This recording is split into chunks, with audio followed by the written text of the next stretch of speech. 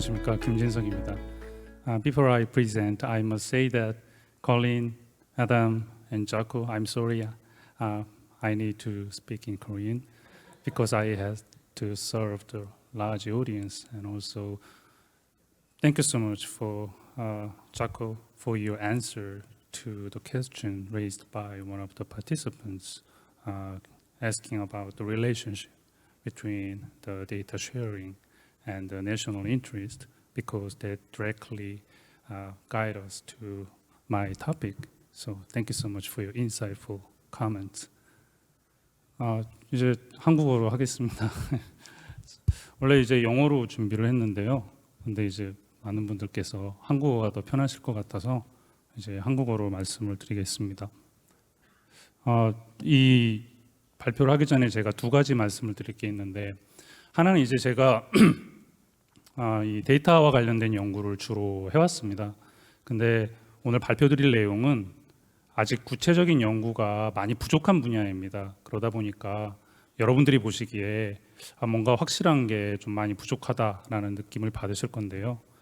그런 문제점을 이제 먼저 말씀을 드리고, 그 안에서 제가 그동안에 이제 각종 기관들, 키스티를 포함해서 미국의 과학재단, 그다음에 미국의 그 정부 기록 관리 보존소, 이런 다양한 기관들과 데이터와 관련된 프로젝트를 수행하면서 느꼈던, 그러니까 경험했던 것들을 바탕으로 데이터, 과학기술 데이터 공유가 어떻게 국익하고 연관이 있는지 그걸 나름대로 정리해서 말씀을 드리겠습니다. 여러분들 중에 이미 알고 계시는 분들이 있을 것 같은데요.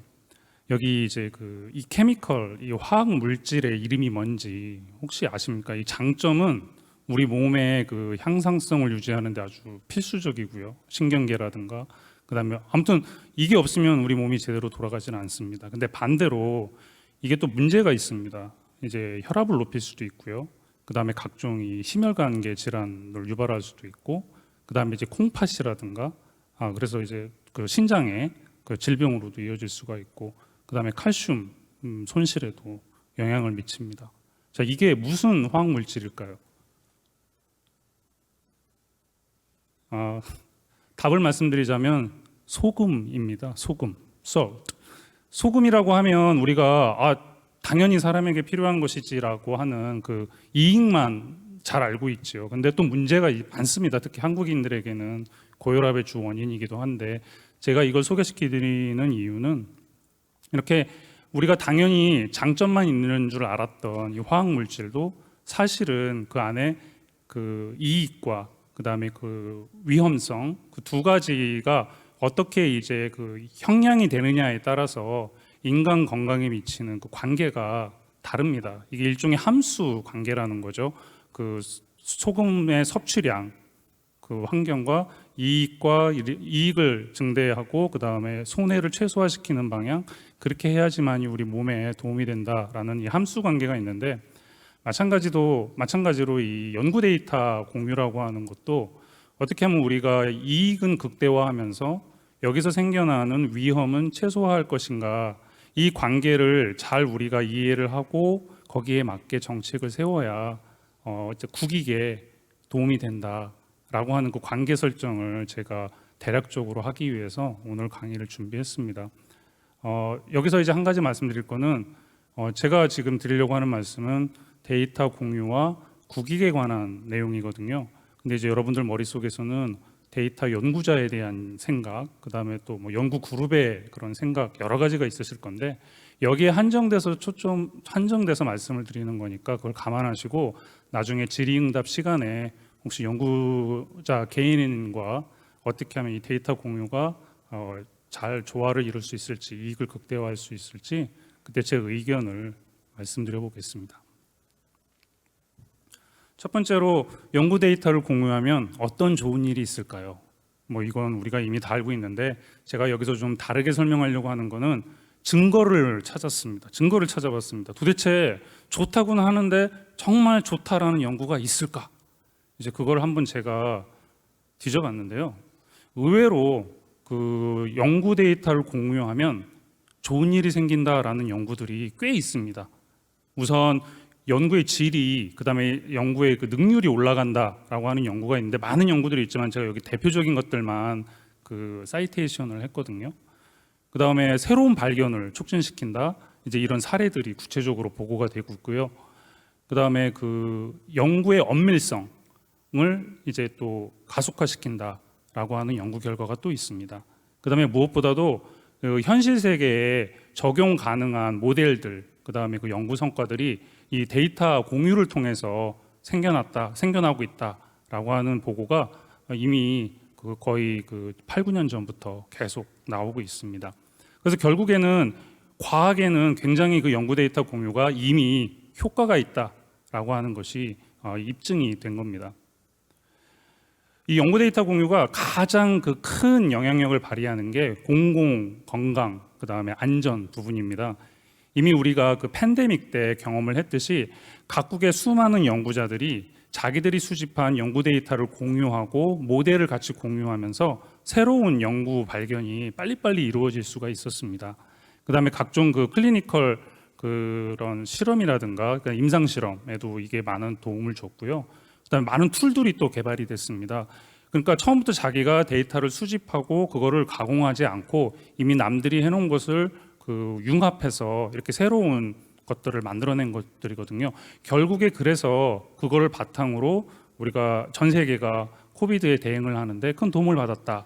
그래서 연구 데이터, 과학기술 데이터 공유가 어떻게 하면 이게 과학 발전뿐만 아니라 이렇게 공공의 건강과 그 안전에도 도움을 주느냐, 그 사례가 바로 이제 코비드가 되는 겁니다. 그다음에 이 연구 데이터 공유가 경제 성장과 어떤 관련이 있는가라는 논문들도 있습니다. 그 중에서 이제 가장 그 많이 연구된 거는 데이터 공유가 어떻게 혁신을 촉진하는가, 이제 거기에 굉장히 도움이 된다. 또 이런 사례들이 있다 해가지고 이제 주로 여기는 학술보다는 그 언론사들, 그러니까 연구 싱크탱크라든가 이제 언론들이 특히 경제지들이 여기에 관심을 가지고 많이 연구를 했습니다. 그래서 구체적인 사례들을 보고하고 있는 내용들이 있고요. 새로운 비즈니스 모델을 창출하는 데도 도움이 됐다고 하고, 그다음에 데이터 마켓플레이스, 그러니까 데이터를 서로 나누고 가공하고 그다음에 그거를 이제 거기에 커스터마이징하는 마켓 자체가 이제 막 급속도로 지금 성장을 하고 있거든요.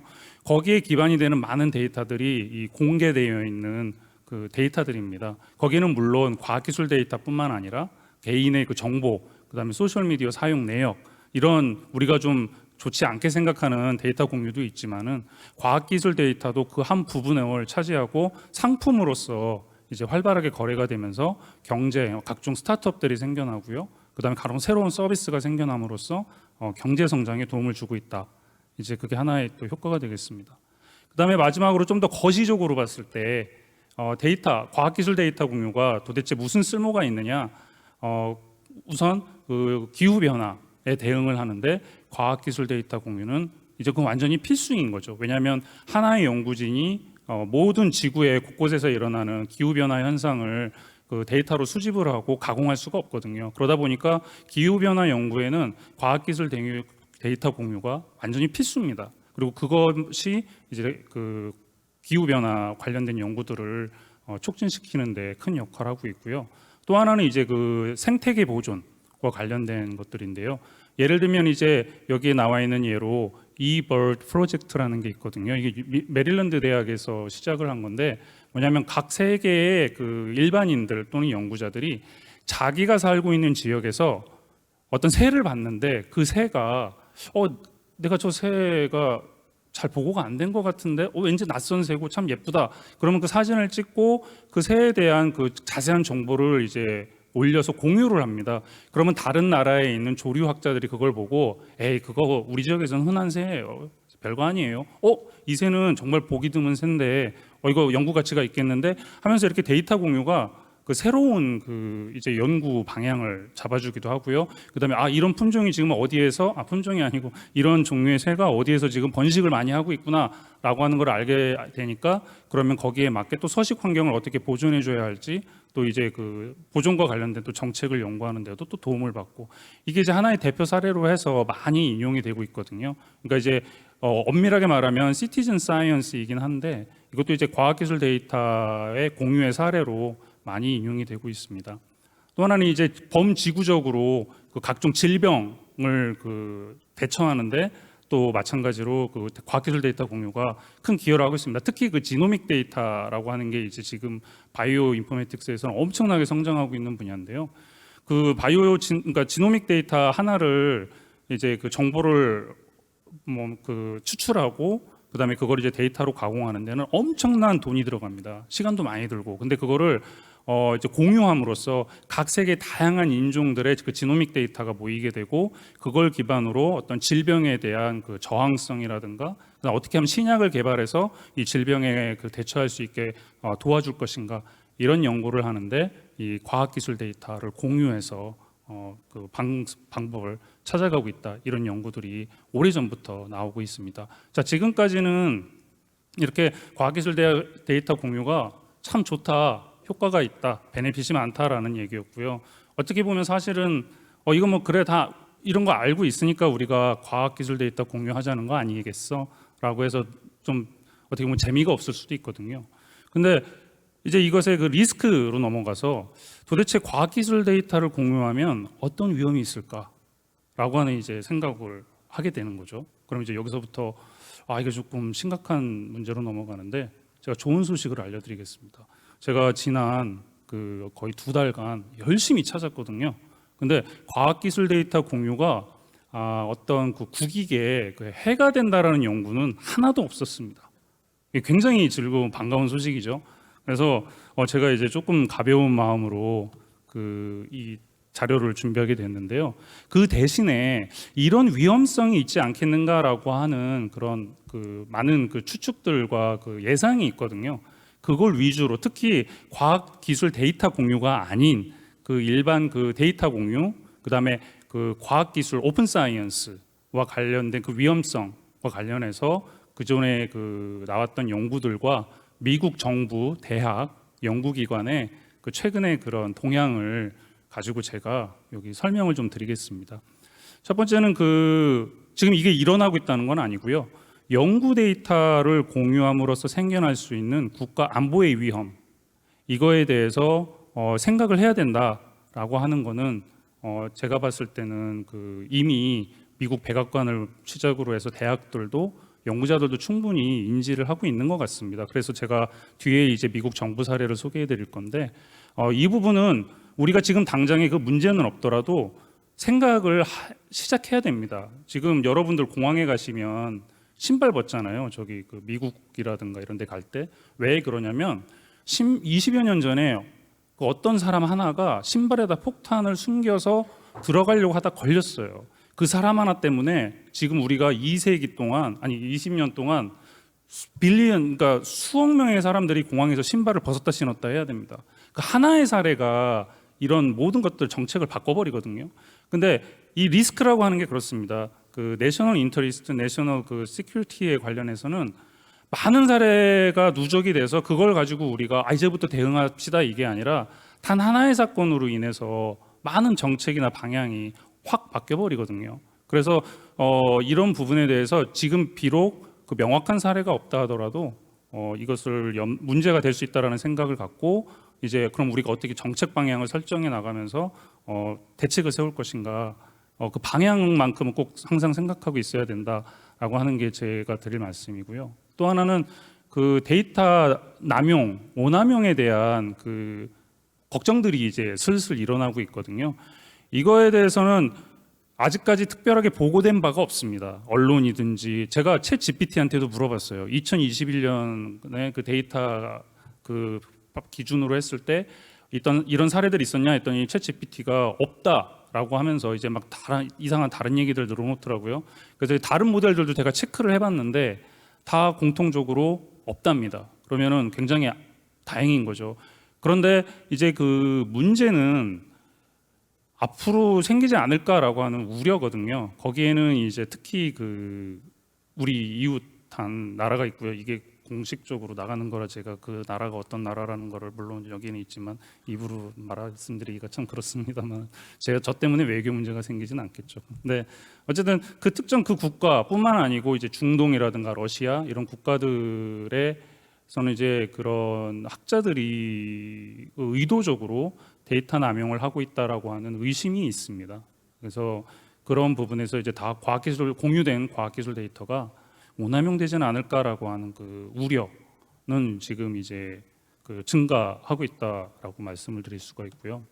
특히 이 그 적국이라고 하기보다는 이제 에니미가 아니라 이제 어떤 그 적대 국가에서 상대 국가의 그 공개된 과학기술 데이터를 가지고 뭔가 나쁜 짓을 할 수도 있다라고 하는 거 그 우려와 관련해서 그 동안에 이제 그 발표된 그러니까 이런 사례가 있어요가 아니라 이런 것이 일어날 수 있다라고 하는 측면에서 이렇게 그 리포트가 있었습니다. 하나는 많은 그 국가들이 이미 그 정부 차원에서 데이터 모니터링을 하고 있다라는 거거든요. 이건 사실입니다. 그래서 그 특히 이제 중국, 러시아, 이란 같은 국가에서는 각 세계의 데이터들을 수집하거든요.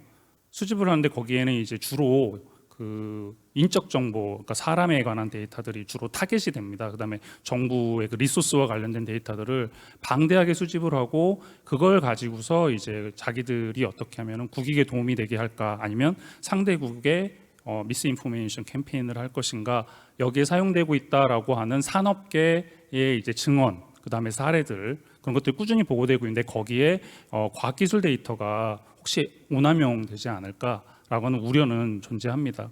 그다음에 특히 이제 지적재산권 그 침해와 관련해 가지고 특히 그 동안에 그 데이터를 공개하지 않았을 때도 그거를 가져다가 이제 새로운 그 비즈니스 모델을 만들거나 그다음에 이제 새로운 연구 성과를 내서 특허를 내거나 했는데 이제 과학기술 데이터가 공유가 되면 그런 활동이 좀 더 확산되는 거 아니겠냐라고 하는 이제 우려가 또 있는 것도 사실이고요.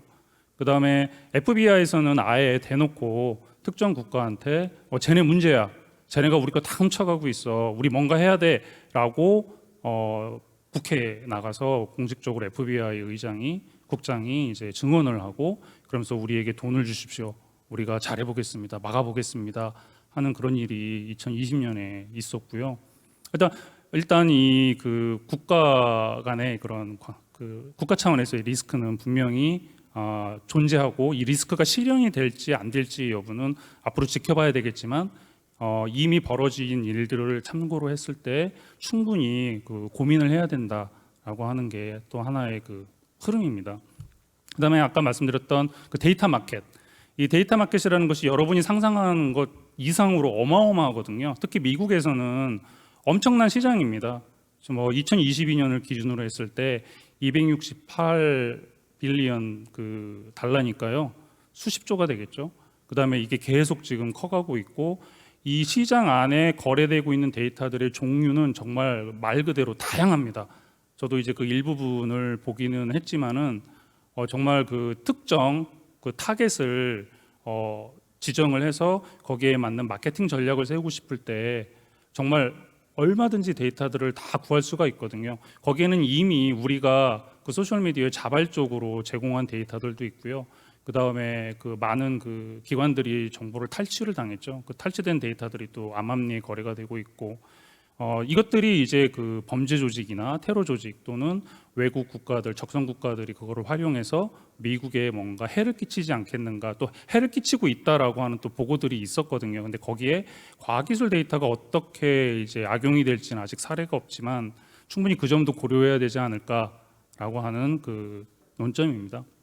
그다음에 이제 데이터를 이제 브로커리지하는 것들, 그래서 예를 들어 어떤 기업이나 연구단체가 우리 이런 데이터가 필요한데 하고서 주문을 던지면 이제 거기에 맞는 데이터를 구해서 연결 가공을 해가지고 제공해주는 브로커들이 많아요.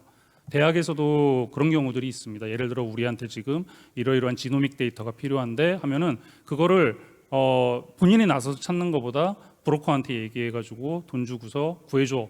그러면은 그 사람들이 이제 뭐 대학 연구소랑 접촉을 해서 구하기도 하겠죠. 일종의 이 비즈니스, 그러니까 리서치 엔터프라이즈거든요, 미국은. 그러다 보니까 이제 이런 데이터 브로커리지의 문제, 거기에서 과학기술 데이터가 공유가 됐을 때 그게 공개된 데이터가 이제 어떻게 또 이게 연결이 돼서 악용이 되지는 않을까 라고 하는 점, 이런 점을 이제 현재의 데이터 마켓의 현황을 가지고서 고려해 봤을 때 고민해야 되지 않을까. 포텐셜입니다. 어디까지나 리얼라이즈 된 게 아니고. 그럼 이제 어떻게 우리가 이런 위험에서 우리를 좀 보호할 수 있을까라고 하는 거를 지금 미국이 그 정부 차원에서 대학 차원에서 어떻게 뭘 하고 있는지를 보면서 한번 그 모범 사례는 아니고요. 한번 시사점을 얻어봤으면 합니다. 그래서 큰 방향으로는 일단 데이터 프로텍션이라고 하는 것, 이거 이제 우리가 공유는 하지만 그 안에 들어있는 그 개인에 관한 식별 가능한 정보들은 최대한 그 익명화한다든지 그 정보를 빼고 이제 공유한다라고 하는 것, 그 원칙은 연구 데이터 기본법에도 이미 그게 반영이 되어 있고요. 많은 이제 그 데이터 공유를 옹호하는 분들조차도 이거는 우리가 꼭 지켜야 된다라고 하는 원칙입니다. 그다음에 이제 이게 분명히 공유가 된다 하더라도 그 전에 컨센트를 받는 거예요. 동의해서 공유하는 사람에게 아까 그 자코도 이제 언급을 했지만은 이렇게 공유를 하면서 이제 그 동의를 받고 그 투명하게 해서 데이터가 어디에 쓰이는지 그 추적할 수 있는 시스템을 만드는 것. 그다음에 이제 공유에 제한을 두는 것도 하나의 방법인 거죠. 그러니까 무조건 네가 가서 마음대로 해 이게 아니라 네가 이 데이터를 가져가서 연구에 쓸 수만 있다. 아니면은 어떤 그 데이터가 가공이 돼서 또 뭔가 만들어졌을 때 반드시 이러이러한 점은 지켜라 하고서 이제 조건을 다는 거죠. 그 조건을 어겼을 때에는 그거를 이제 그 어떤 법률적으로라든지 어떠면 이제 학술적으로 도의적으로 책임을 추궁할 수 있는 장치를 마련하는 겁니다. 그다음에 이제 데이터를 공유하기 전에 이 데이터가 공유됐을 때 어떤 위험을 초래할 것인지 그거를 이제 리뷰하고 그다음에 그거를 적절하게 연구자와 관계자들한테 그 알려줄 수 있는 커뮤니케이션 프로토콜 같은 것들도 만들어야 하고요. 그다음에 이제 뭐 여러 가지 이제 그 기법들을 또 개발해야 되는데 그 중에서 이제 어떻게 하면은 그 익명화를 해서 데이터가 식별이 잘 안 되게 할 것인가, 이게 굉장히 지금 그 테크니컬한 부분에서는 핫 이슈거든요. 왜냐하면 가치 있는 데이터들은 대부분 식별 정보가 있을 때 가치가 있는 경우가 많습니다. 특히 의료 정보라든지 의료 정보 같은 경우에도 이게 도대체 누구 건지 그 알아야 이제 그 쓸모가 있을 때가 많거든요. 그다음에 행정, 뭐 각종 교육 데이터들도 그렇고 이럴 때 그 식별을 어떻게 제대로 이제 못하게 막을 것인가. 왜냐하면 이걸 역식별해내는 기술들이 굉장히 많거든요. 특히 지노믹 데이터가 그래요. 지노믹 데이터 같은 경우에는 누구 건지 고유 식별을 다 없애고 공개를 했는데도 그걸 추적해내가지고 자 이거 봐 우리 추적할 수 있어라고 그거를 보여주는 걸 연구로 하는 사람들도 있습니다. 그러다 보면 이게 나중에 이 사람 이런 질병이 있었네. 그럼 그 사람의 인권이 침해가 될 수 있고, 그런 게 알려지면은 이제 마케팅하는 사람들이 그런 사람들에게 집중적으로 마케팅을 할 수가 있겠죠. 우리 회사 약을 사세요 이런 식으로. 그러면 그게 데이터가 오남용되는 거거든요. 그럼 이제 과학기술 데이터, 특히 이제 질병과 관련된 데이터로 공유했을 때 이제 그 식별이 가능하다면 그러면은 이제 문제가 되겠죠. 그래서 그걸 어떻게 하면 최대한 디아이덴티피케이션 하면서도 동시에 학술적 가치를 유지할 수 있을까, 이런 고민을 해야 되는데 거기에 필요한 게 이제 이 디아이덴티피케이션 테크놀로지입니다. 그래서 이런 것들도 지금 연구가 굉장히 활발하고요.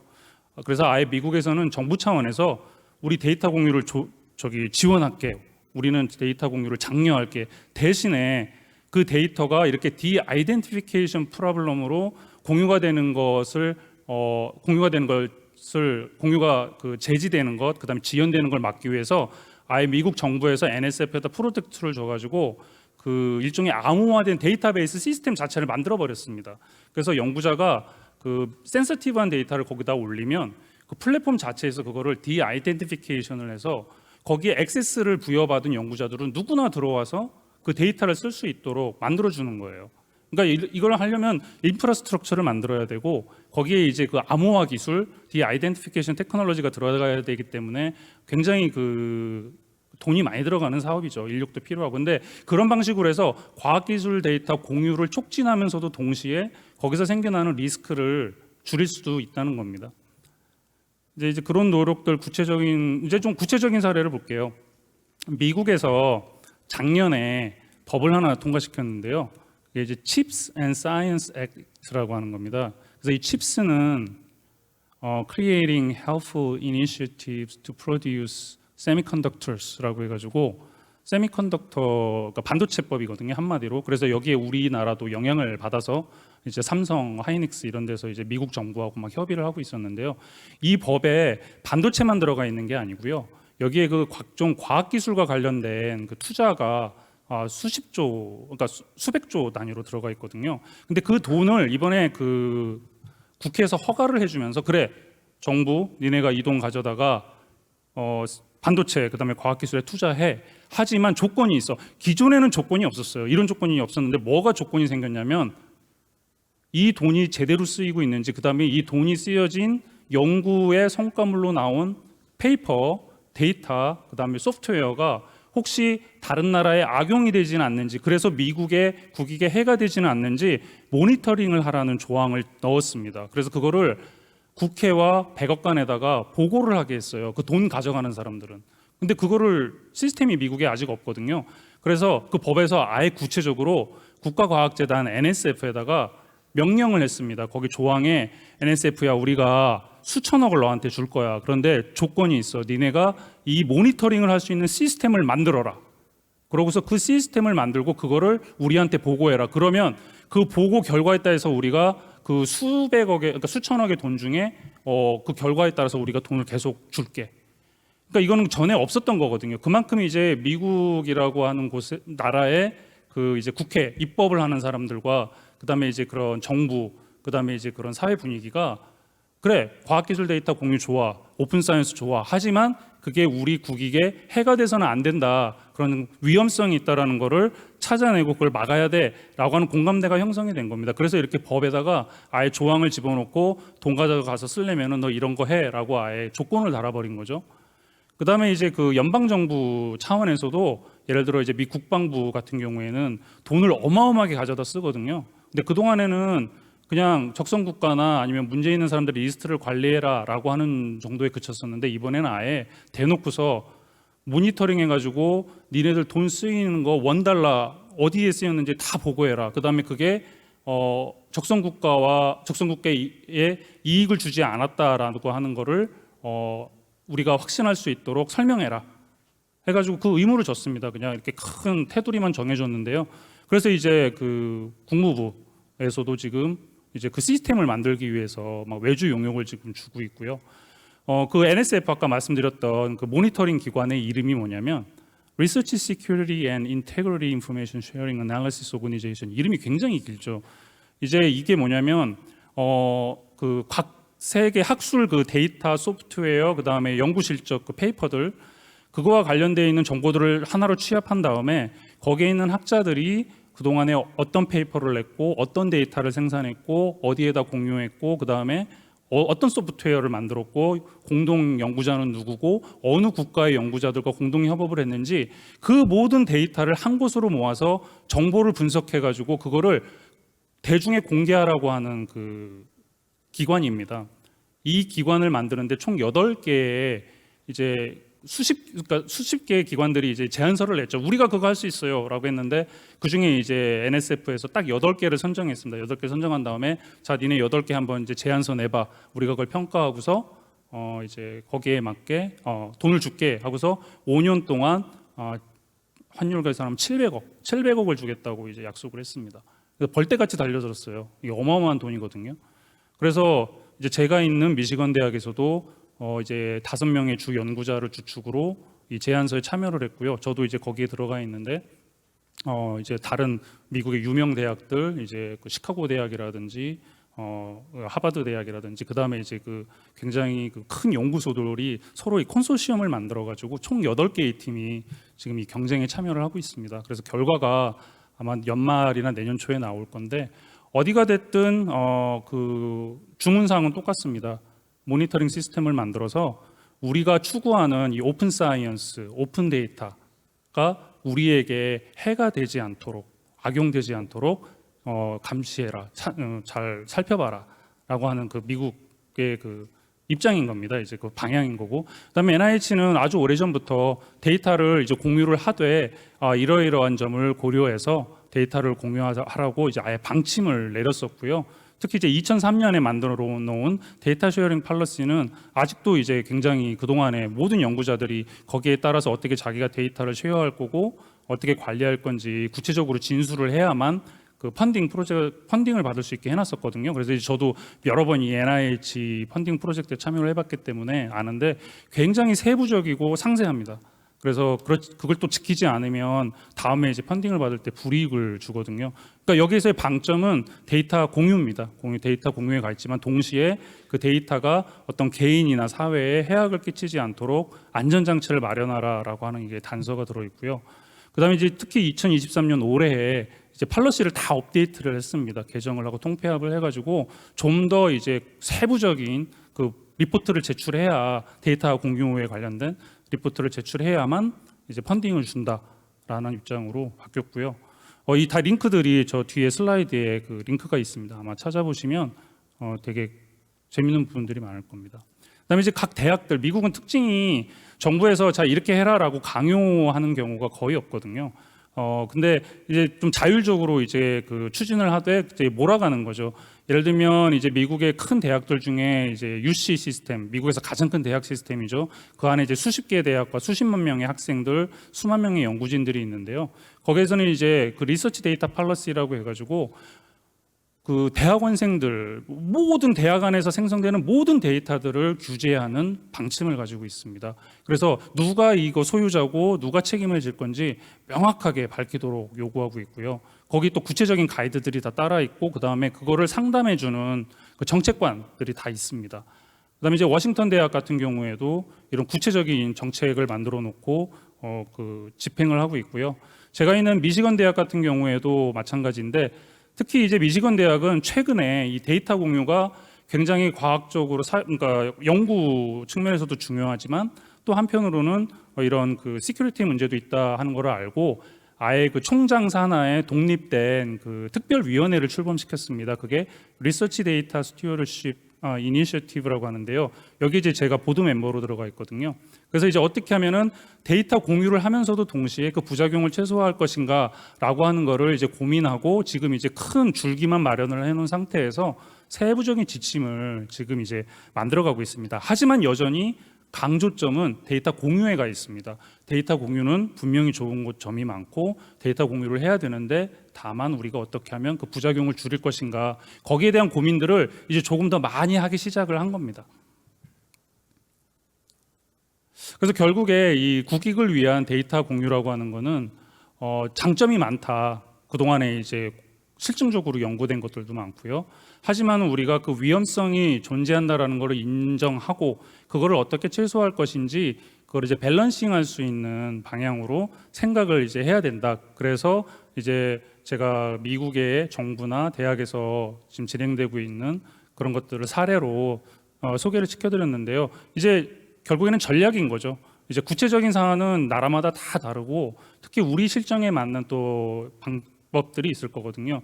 특히 이번에 그 재정 중인 지금 이제 그 의견 수렴 중인 그 국가 연구 데이터 기본법 같은 경우에는 굉장히 방향을 잘 잡았습니다. 왜냐하면 거기에는 이제 그런 식별 가능한 정보들은 빼게 돼 있거든요. 그다음에 그 데이터 관리의 주체를 개인 학자가 아닌 기관에다가 넘겼습니다. 그 굉장히 미국에서도 그 방향으로 다 가고 있고 예전에는 학자들한테 자율로 맡겼더니 뭐 되는 게 없는 거예요. 엉망인 거예요. 그래서 기관 너희들이 책임지고 관리해. 이게 이제 미국의 지금의 그 변화 추세인데 거기에 그걸 반영해서 한국에서 이미 발빠르게 연구 데이터 기본법을 만들었고요. 그 외에 이제 여러 가지 조항들을 보면은 상당히 그 안전에 대한 그 관심을 가지고 조치를 취한 흔적들이 많이 보입니다. 그래서 연구 데이터 기본법이 지금은 100% 만족스럽지는 않겠지만은 앞으로 제정이 되고 그 이제 앞으로 시행이라든가 다른 정책들을 만들면서 보완을 잘 해나가면 굉장히 그 좋은 그 세계적으로 우리가 그 시범 사례로 얘기할 수 있는 케이스가 되지 않을까 이렇게 생각을 합니다. 이제 많은 레퍼런스가 있는데 이런 걸 통해서 좀 더 자세한 정보를 찾으시면 될 것 같고요. 제 발표는 여기까지입니다. 감사합니다.